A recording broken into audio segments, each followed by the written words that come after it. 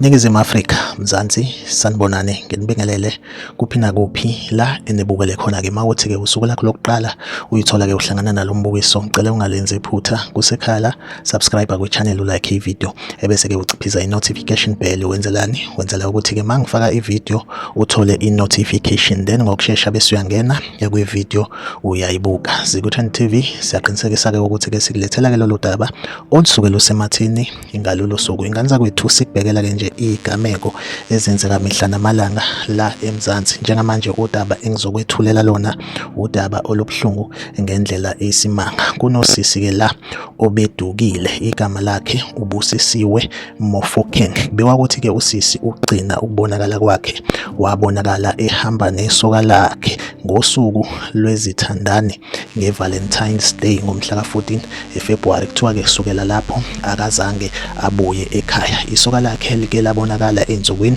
kodwa kuthiwa alisabonwa nangokhalo. Udaba oluvelayo osukwini-ke lona namhlanje kuthiwa-ke isidumbu sakhe sitholakele ngala ahlala ngakhona-ke vele endaweni yaseQwaqwa, kanti-ke isoka ligcwele amathafa. Like ivideo, subscribe kwi-channel, uphinde ucommente kwi-comment section ungitshela ukuthi kuthini ukuphawula kwakho ngalolu daba. Ziku-Trend TV ngizohleze ngikhona ngenilethela-ke indaba eyisematheni usuku nosuku, asihlangabezane kwivideo elandelayo.